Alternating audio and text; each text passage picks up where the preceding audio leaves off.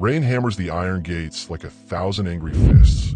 Marisol Vega stands soaked, every drop running down her brown skin like tears. She won't let herself cry.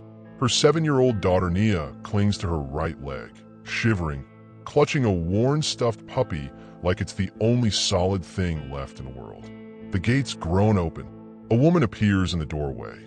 Blonde hair, so white it almost glows, a red silk robe wrapped around her frame like a weapon. Vivian D'Amico.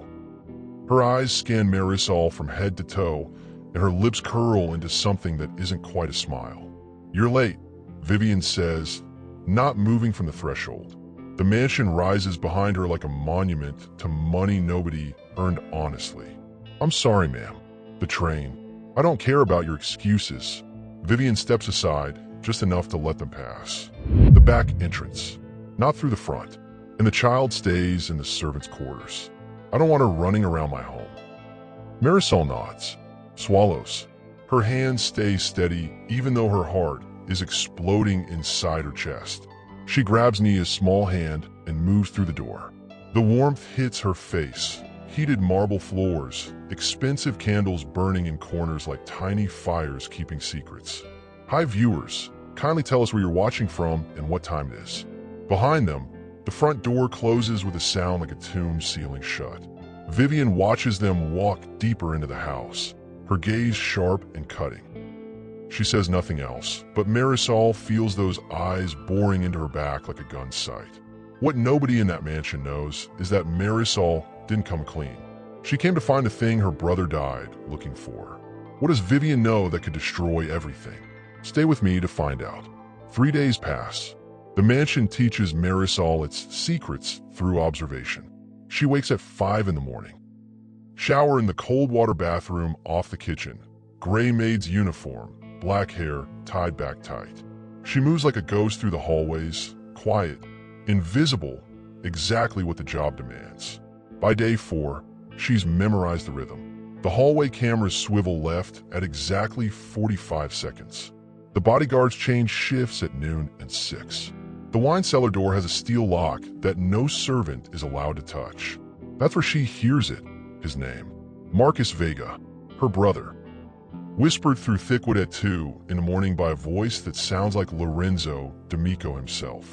The library is her training ground. Marisol dusts while Vivian sleeps, moving from shelf to shelf, her cloth sliding across mahogany that cost more than most people's homes. On the 3rd shelf, a black leather notebook catches the light. Small, expensive, stamped with a gold shield crest, the same symbol she's seen somewhere before. Where? She closes her eyes. The hospital. Marcus's jacket pocket, his last delivery slip, crumpled and worn. She doesn't touch the notebook. Not yet. That night, Nia asks while Marisol brushes her hair, "Mommy, why do we have to be so quiet?" "Because we're learning something important here, baby, and we can't let anyone know we're learning it." "What are we learning?" "The truth about where your Uncle Marcus went." Nia nods solemnly, 7 years old and already understanding that some silences save lives. A message arrives on a hidden phone at 11:47 p.m. One word: accelerate. Marisol's jaw tightens. The FBI agent who sent her into this house is running out of patience. The feds are moving faster now. Time is collapsing around her like a fist. She still hasn't found the ledger, the real one, the one with names and dates and proof. How much time does Marisol have before the window closes forever? Thursday night. The dining room fills with men who don't belong in normal society. Marisol serves wine with a steady hand. They wear expensive suits and scars on their knuckles. They laugh about shipments and percentages and things that make regular people's skin crawl. She hears nothing, sees nothing, feels nothing. That's the job. But she sees everything. Lorenzo leans back in his leather chair, laughing at something one of the men says. His wedding ring catches the light. Thick gold, diamond, the kind that costs more than a mortgage. He touches Vivian's shoulder as she walks past, and she smiles without reaching her eyes. Then Lorenzo looks at Marisol, really looks at her. He watches as she refills a water glass without spilling a single drop. He admires her precision. "Very efficient," he says to Vivian. You found a good one. The room goes cold. Vivian's jaw tightens so hard you can see the muscle flex. She doesn't say anything until the men leave. Then she's waiting in the hallway, and her body language says everything words don't need to. Marisol is cleaning up the kitchen when she feels it, that presence. Vivian is there, and she's not alone with her rage. She's got something else, something older, jealousy. My husband doesn't notice women like you, Vivian says, stepping close enough that Marisol can smell her perfume. Expensive, suffocating, aggressive. I suggest you remember that. Don't make him. Yes, ma'am. I wouldn't. I'm not finished. Vivian's hand reaches up and adjusts Marisol's collar. A gesture that looks helpful but feels like a knife. You seem smart. The kind of girl who wants to stay employed. The kind of girl who wants to keep her daughter safe. Marisol understands. The message is written in stone. I understand, ma'am. Good. Vivian turns, then pauses. There's a stain on the office carpet. Have it cleaned today. The office. The forbidden room. Marisol's heart speeds up.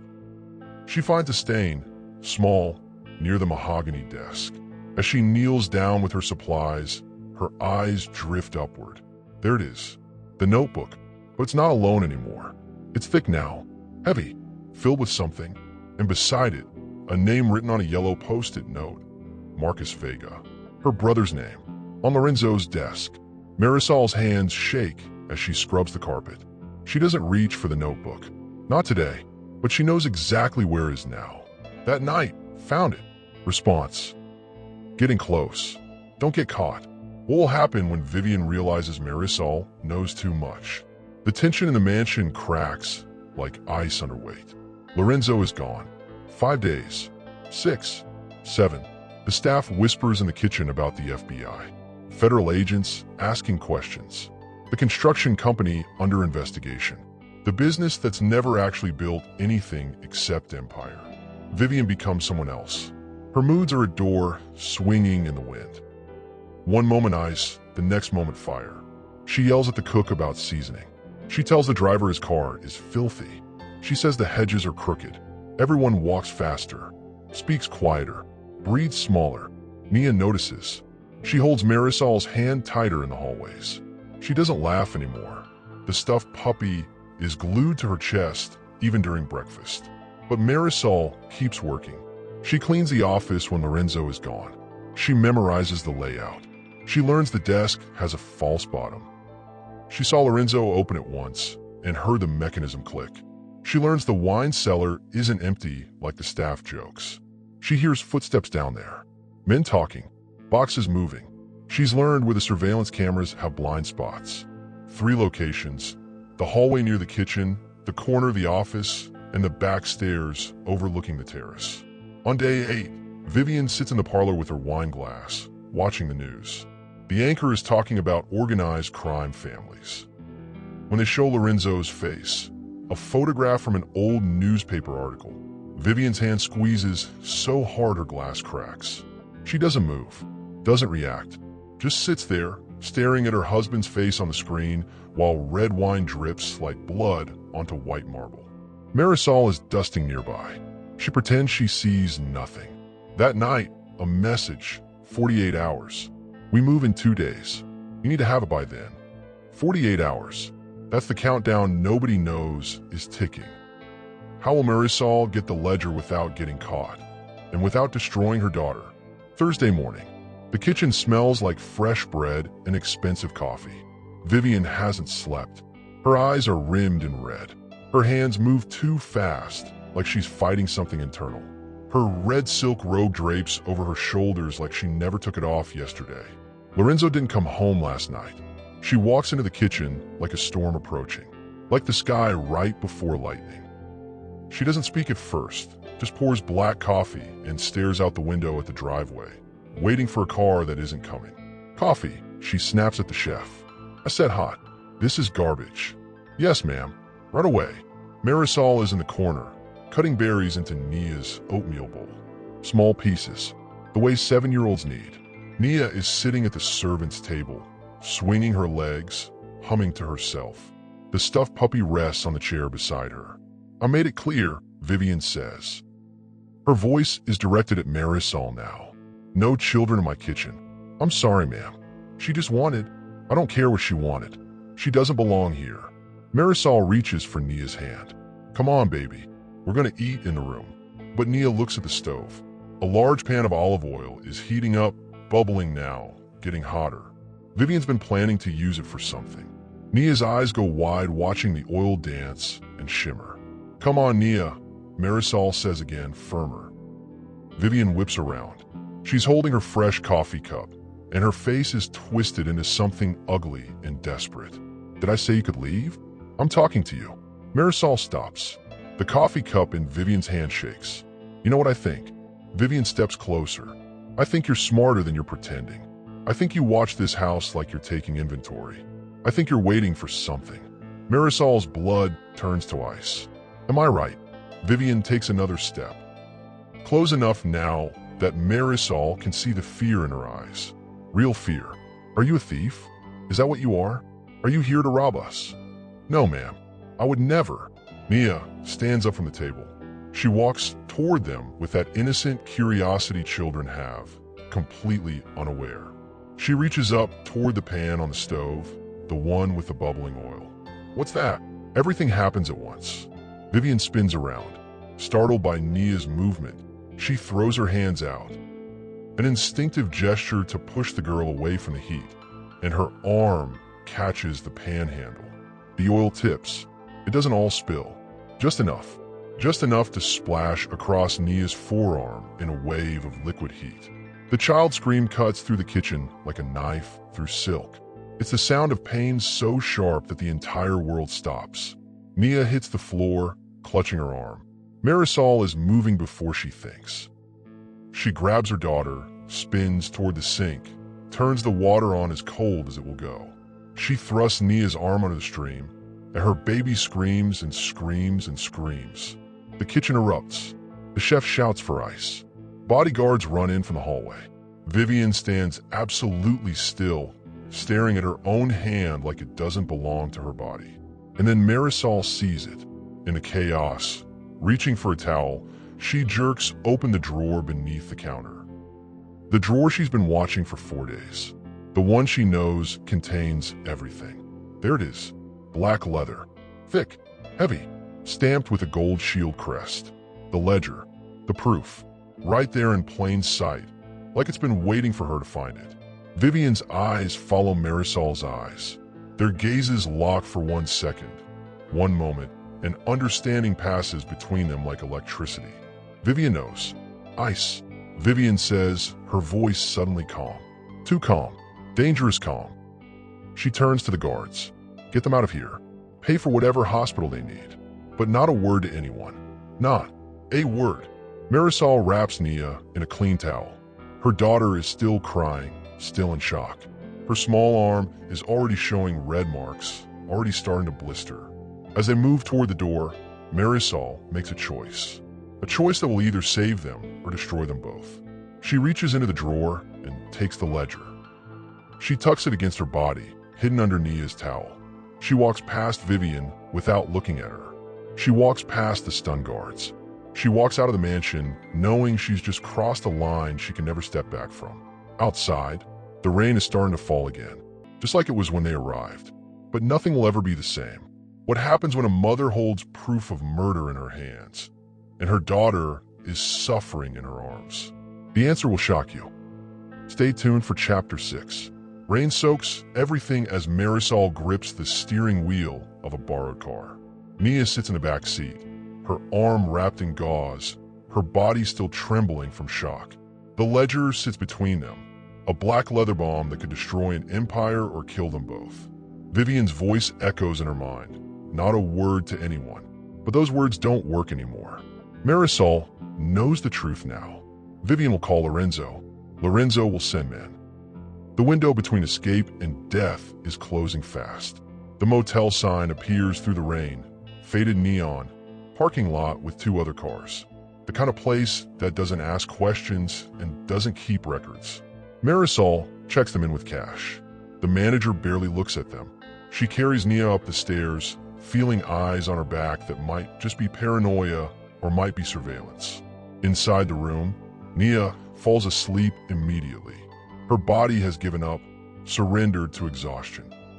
Marisol sits on the opposite bed and opens the ledger for the first time. Names, dates, payments, numbers so large they look like they belong in fiction. And there, Marcus Vega, her brother, listed twice, once under acquisitions, once under terminations. She reads the dates. She knows exactly when the second date is. It's the day he disappeared. At 11:45 p.m., Marisol's phone buzzes.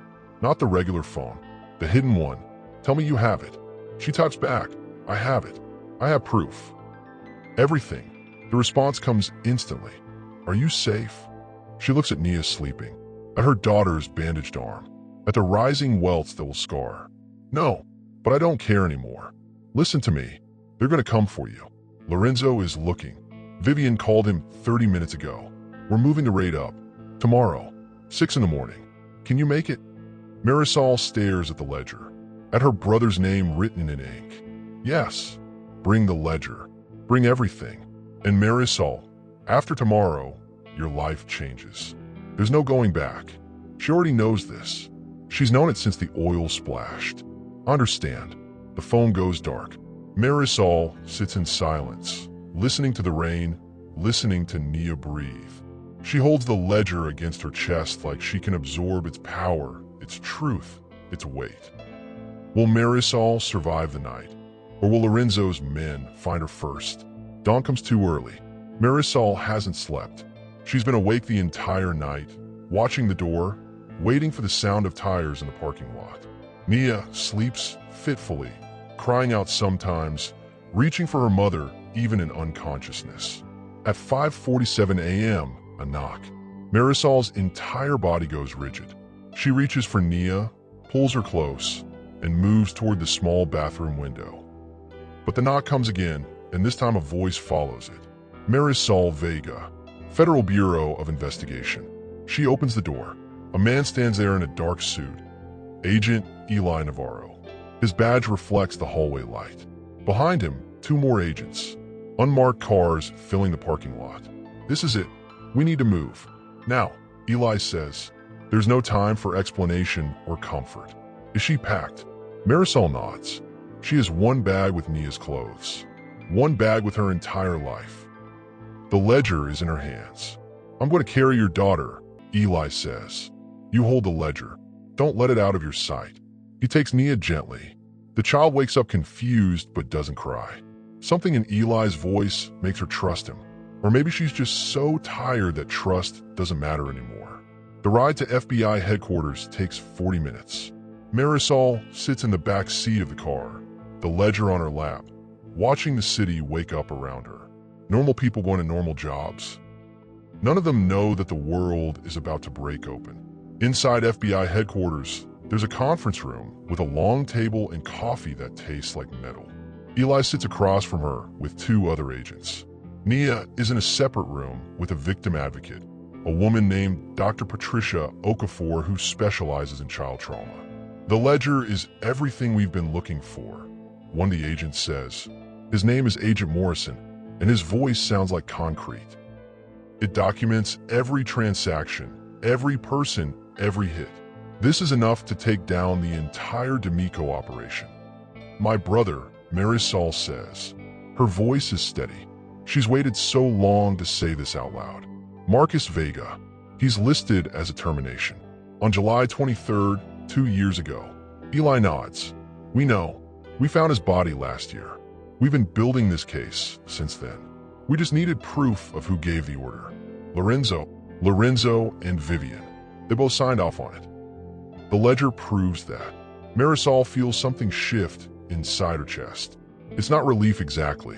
It's the opposite of waiting. It's the moment when waiting becomes knowing, when not knowing becomes memory. What happens now, she asks. Now, Eli says, we go get them. How will Vivian react when she realizes Marisol has taken everything from her? Proof, empire, future, freedom. Chapter 8. The raid is scheduled for 6 a.m. at the D'Amico estate. Marisol is not supposed to be there. The plan says she stays in a safe house while the agents do their work. But at 5:45 a.m., something inside her breaks open. She spent 4 days cleaning that house. She spent 4 days watching those people destroy lives. She spent 4 days pretending to be invisible while being watched. She tells Eli, "I'm coming with you." "That's not protocol," he says. "I don't care about protocol. That's my brother's killer in that house. I'm coming." Eli looks at her for a long moment. Then he nods. "Stay behind me. Don't say anything. Don't touch anything. Just observe. Understand." "I understand." The convoy of black SUVs pulls up to the gates at exactly 6 a.m. The gates don't open.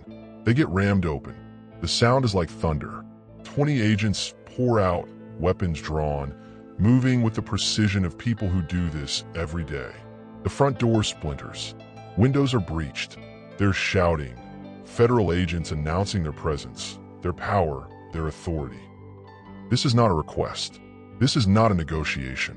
Marisol walks through the front door of the D'Amico mansion for the last time. The foyer is chaos. Guards are being detained. Staff members are being questioned.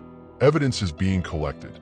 Lorenzo comes down the main staircase in his silk pajamas, confusion and rage warring on his face. He sees Eli. He sees the agents. And then he sees Marisol. Recognition flashes.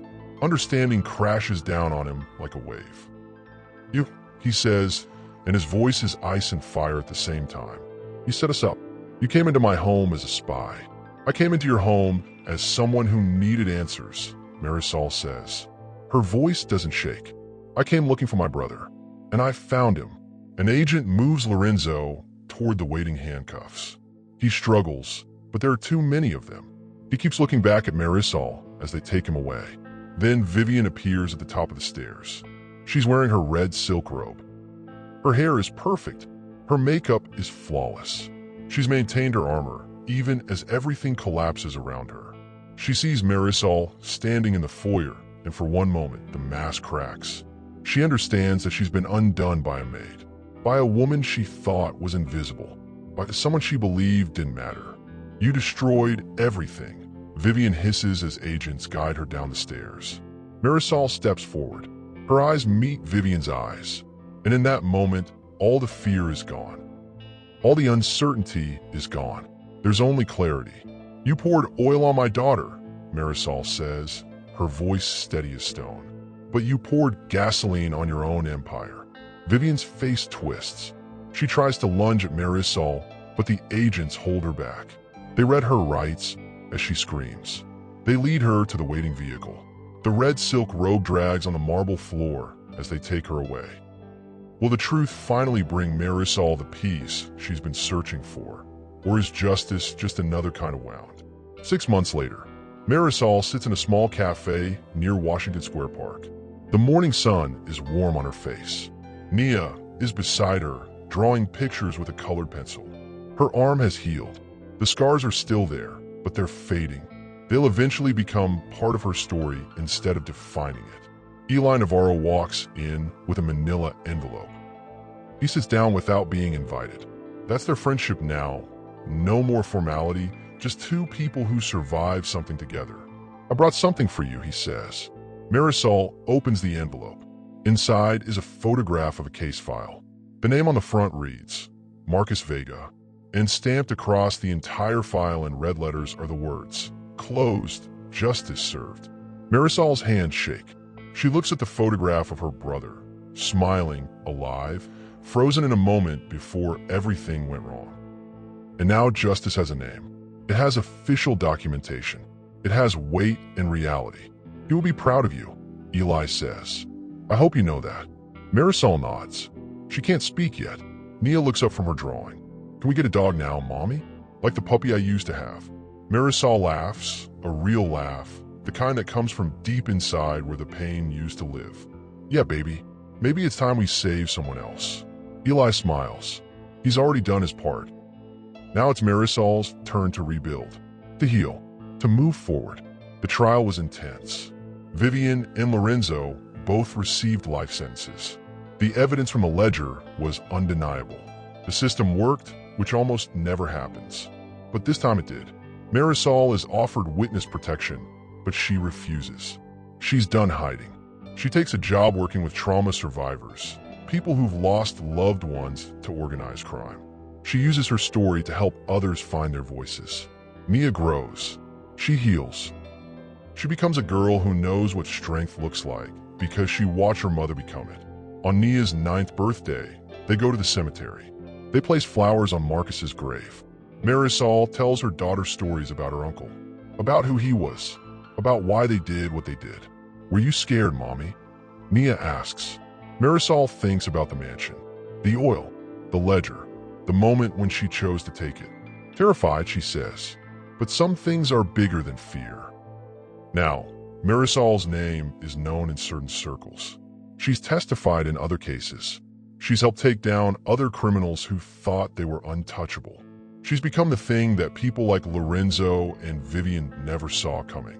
A witness who refused to stay silent. The quiet one. The invisible one. The maid who became a hero. Did you know that sometimes the people we overlook change everything? Did you know that justice doesn't always wear a badge?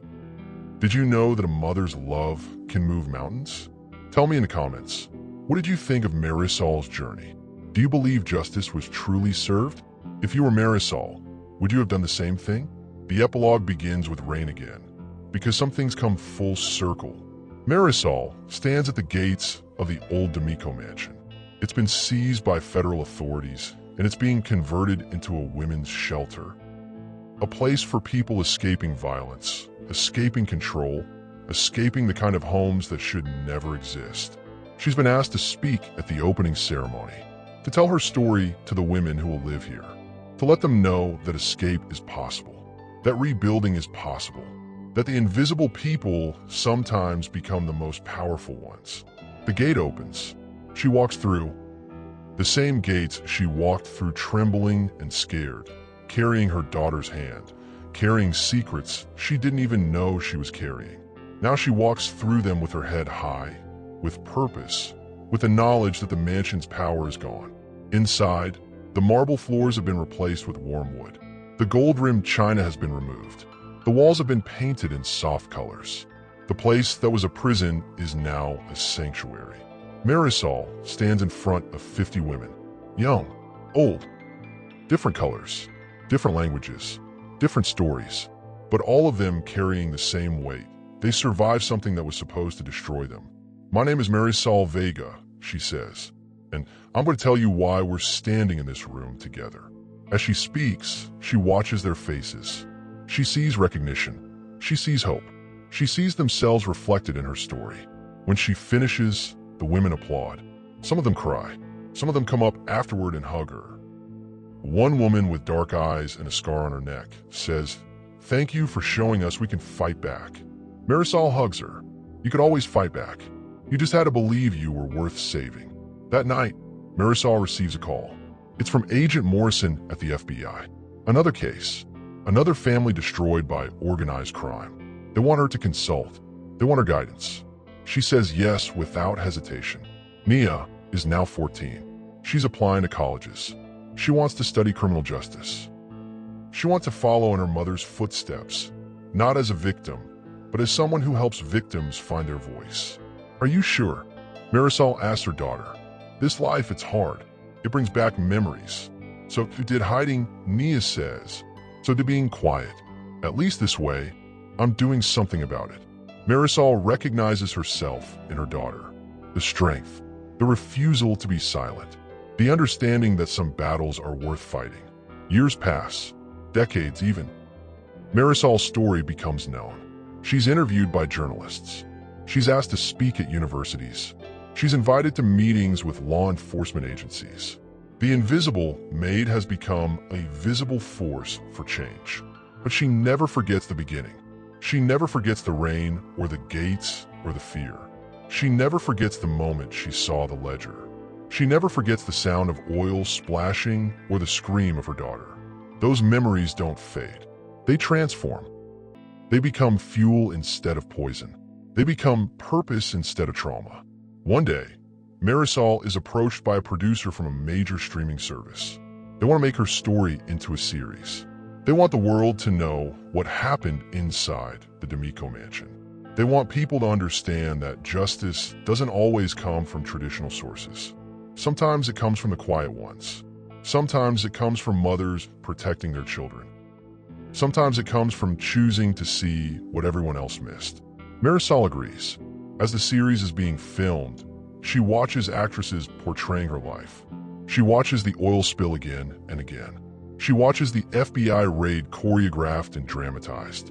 She watches her pain become entertainment. And she's okay with it. Because every time someone watches her story, another person believes they can do what she did. Another person believes they can be brave. Another person believes that speaking up is worth the risk. But there's a moment, late in the evening, when she's alone in her apartment, when she receives a message. It's forwarded through the FBI. It's from a man in a federal prison, Lorenzo D'Amico. The message says, "I think about you every day. I think about how you destroyed me. I think about how you made me visible when I spent my whole life invisible to justice." Marisol reads the message 3 times. She doesn't respond. She doesn't need to. His words are already in the past. But she wonders sometimes, is there life after justice? Is there peace after vengeance? Is the wound ever truly closed? She looks at photographs on her wall. Marcus, Mia as a child, Mia as a teenager, herself in different moments, scared, brave, determined, grieving, healing, growing. The answer comes to her quietly. It's not about closing the wound. It's about accepting it. It's about understanding that some scars are proof that you survived. Some scars are proof that you fought back. Some scars are proof that you mattered. If you're watching this and you've ever felt invisible, I want you to know something. You are not invisible. Your story matters. Your voice matters.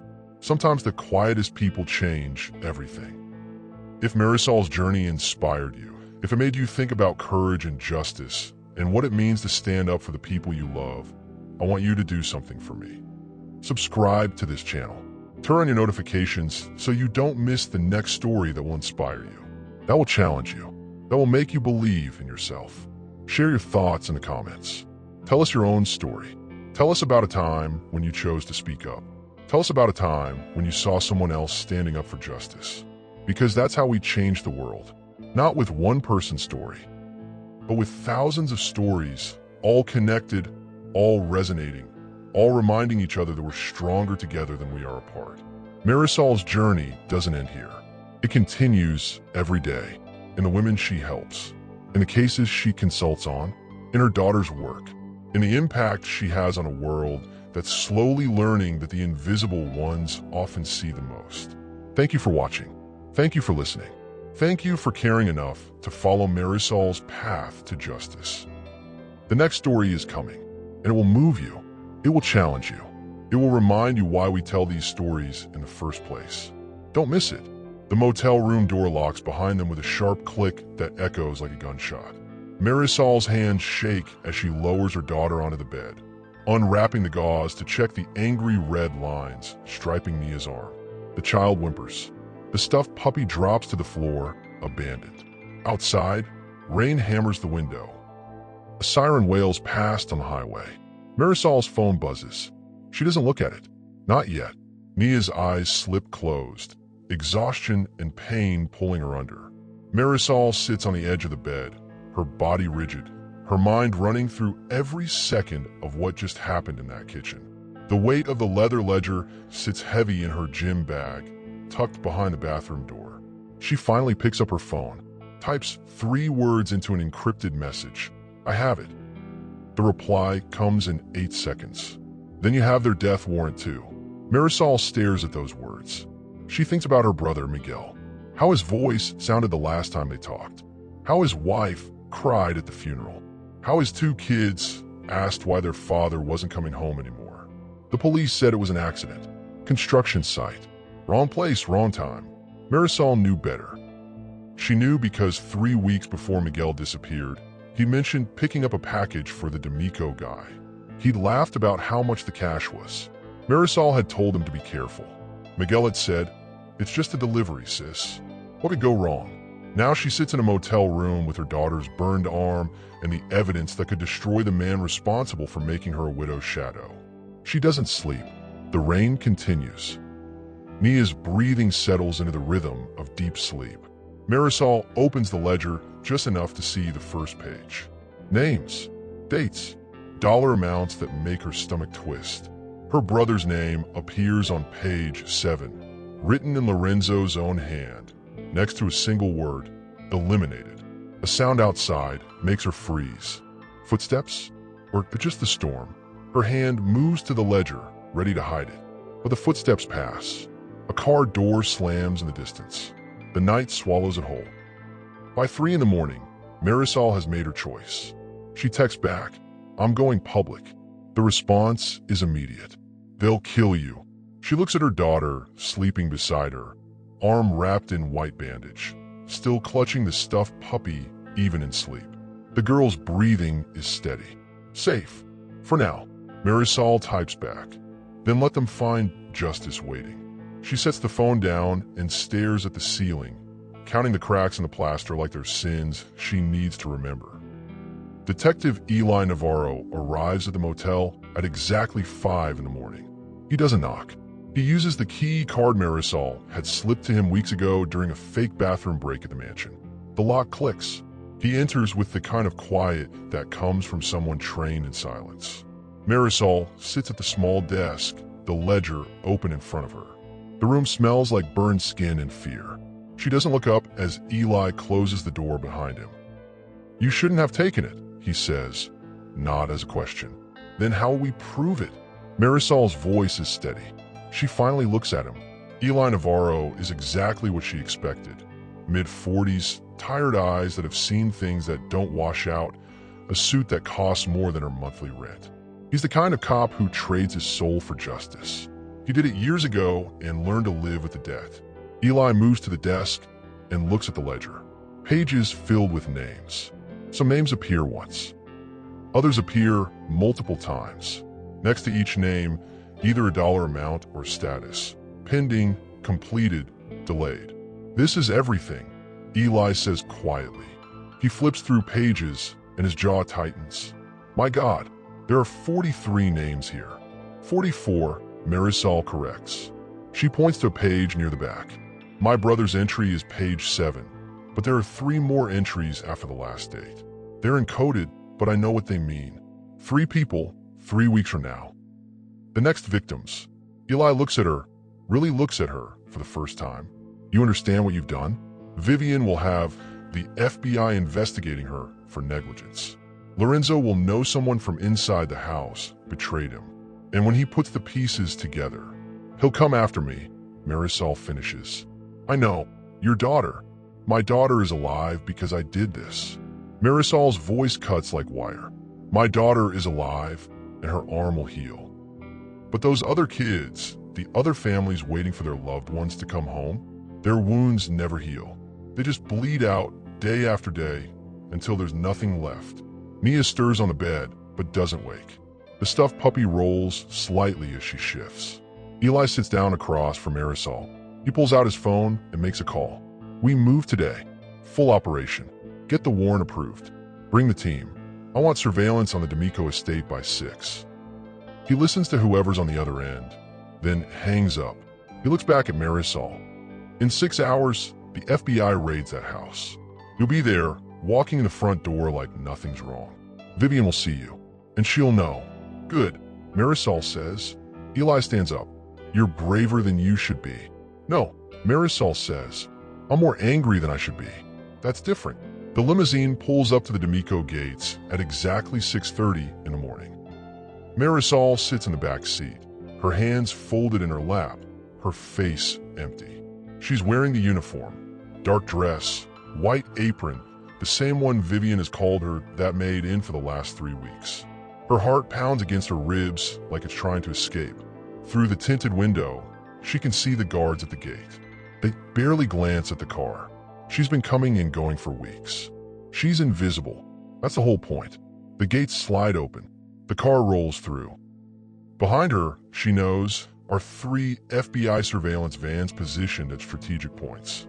Agents in unmarked vehicles. Backup teams. A helicopter orbiting somewhere above the clouds. Waiting. Marisol steps out of the car. The morning is gray and cold. The mansion looms ahead like it's holding its breath. She walks to the service entrance, uses her key. The kitchen is empty. The chef doesn't arrive until 7. She moves through the hallways, counting steps, knowing exactly where every camera is positioned. In the back office, she pulls the black leather ledger from inside a hollowed-out cookbook and places it carefully on the dining room table, right beneath the chandelier. Visible, obvious, waiting. Then she returns to the kitchen and begins her work. She wipes counters that don't need wiping. She arranges silverware that's already arranged. She moves like a ghost through a house full of sleeping secrets. At 6:55, Vivian descends the staircase in her crimson silk robe. She looks tired. There are dark circles under her eyes. She hasn't slept. She knows something is wrong, but can't name it. She can feel it like a rash under her skin. Coffee. She barks at Marisol. Now. Yes, ma'am, Marisol says. Her voice doesn't shake. She doesn't smile. She doesn't make eye contact. She simply moves toward the coffee maker with the same mechanical precision she's had for 3 weeks. Vivian paces the kitchen, her heels clicking against the marble. Click, click, click, like a countdown. She stops at the dining room entrance and sees the ledger on the table. Her face goes pale. What is that doing out? She whispers. Before Marisol can answer, the sound of engines floods the property. Multiple vehicles. The crunch of gravel under heavy tires. Shouts. Radio static. Vivian runs to the window. Black SUVs are pouring through the gates. Agents in windbreakers and tactical gear are moving across the manicured lawn like a wave of justice. The front door crashes open. FBI. Voices thunder through the mansion. Everybody down. Search warrant. Search warrant. Vivian's hands fly to her mouth. She turns to where Marisol was standing, but Marisol has already moved to the center of the kitchen, standing beside Agent Eli Navarro as he enters through the service door. Vivian's eyes widen in slow recognition, then faster, and like a dam breaking. She looks at Marisol's face, sees the truth written in every feature she never bothered to look at closely enough. You, Vivian breathes.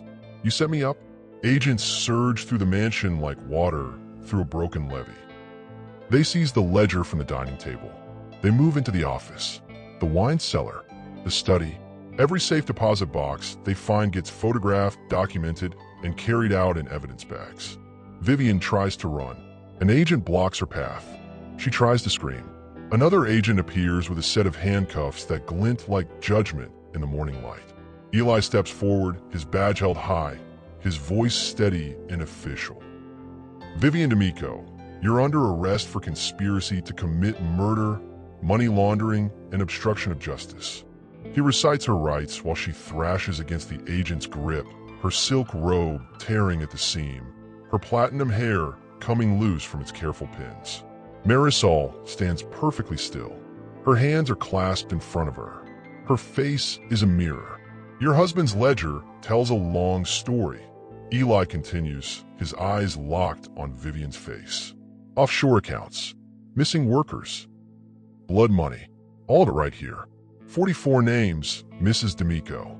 44 people your husband eliminated to keep his business running smooth. And you knew. Maybe not the details, but you knew. Vivian's eyes dart to Marisol. Fury burns through her panic. That girl is a maid. Nothing but a maid. Marisol's voice emerges quiet but clear. No, Mrs. D'Amico. I'm the sister of a man your husband had killed. His name was Miguel Vega. He had 2 kids. One of them still asks why Daddy went to work and never came home.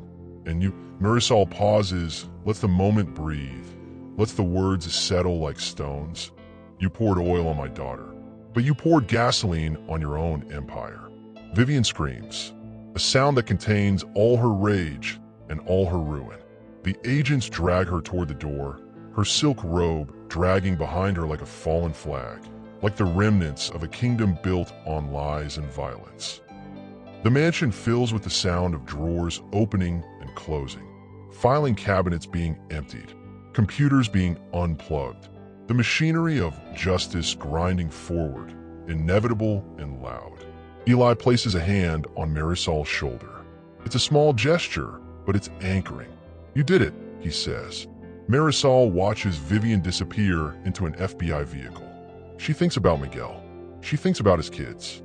She thinks about every family that has a hole in it shaped like someone missing. We did it, she corrects. 6 months later, Marisol sits at a small cafe in a part of the city she's never been to before. The morning sun comes through the windows in long, golden bars. There's a cup of coffee in front of her. Real coffee, not the expensive kind that tastes like regret. It tastes like choice. Nia sits across from her, coloring in a workbook. The scars on her arm have faded to pale lines, almost invisible now. Almost. She'll remember them, though, in a way that matters. In a way that makes her understand her mother's courage isn't just a story. It's written in healing skin. Agent Eli Navarro slides into the seat next to Marisol, carrying a manila envelope. He doesn't order anything. He just places the envelope on the table between them. For you, he says. Marisol opens it carefully. Inside is a photograph, her brother's old case file. The cover page is stamped in bold red letters. Closed, justice served. Below that, there's a second page. An arrest warrant for Lorenzo D'Amico, issued 3 days ago. The charges run long enough to fill 3 pages. Murder, conspiracy, money laundering, human trafficking. The list continues. Marisol's eyes find the warrant signature. Federal Judge Marcus Whitfield, a man she's never met, but who will now be part of her family's story forever. He was arrested in Miami, Eli explains, trying to flee the country. We got him before he made it to the runway. Marisol closes her eyes. She doesn't cry. She doesn't need to. The tension she's been carrying for 2 years, the weight of the mission, the fear for her daughter, it doesn't disappear all at once. But it shifts. It becomes something she can carry instead of something that carries her. Nia tugs on Marisol's sleeve. Mommy, can we get a dog now? Marisol opens her eyes and looks at her daughter. Nia's face is bright with the kind of innocence that comes from knowing her mother protected her. That her mother fought. That her mother won. Yeah, baby, Marisol says. She smiles and it's real. Maybe it's time we save someone else. Eli stands up to leave. He places his hand on Marisol's shoulder one more time. You did more than clean a mansion, he says. You cleaned a city. As he walks out of the cafe, Marisol looks at the photograph of Miguel's case one more time. She thinks about justice. How it doesn't always look the way people expect. How it doesn't always feel like victory. How sometimes it just feels like finally being able to breathe again. Outside, the city moves. Traffic flows. People walk past on the sidewalk, unaware of the girl who sat in a mansion with a mission and came out the other side changed. Unaware of the families that will now get answers instead of silence. Unaware that sometimes the quietest hands do the loudest work. Marisol folds the case file and places it back in the envelope. She looks at her daughter coloring, happy and safe and here. She looks at the city beyond the window, and she knows that Vivian D'Amico is in a prison cell, staring at concrete walls, finally understanding what powerlessness feels like. Justice isn't always a moment. Sometimes it's a process. Sometimes it's 6 months of waiting and healing and learning how to breathe in a world where you're not holding your breath anymore. Subscribe now to the channel so you don't miss the next story that will inspire you, challenge you, and remind you that courage lives in the most unexpected places. Turn on your notifications. Share your thoughts in the comments. Tell us, do you think Marisol's story is truly finished? Or has her fight for justice only just begun? Leave your comments below. Let's talk about it. Your voice matters. Your story matters. Because sometimes the best stories are the ones we tell each other about survival, about fighting, about winning when the odds said we should lose. We'll see you next time.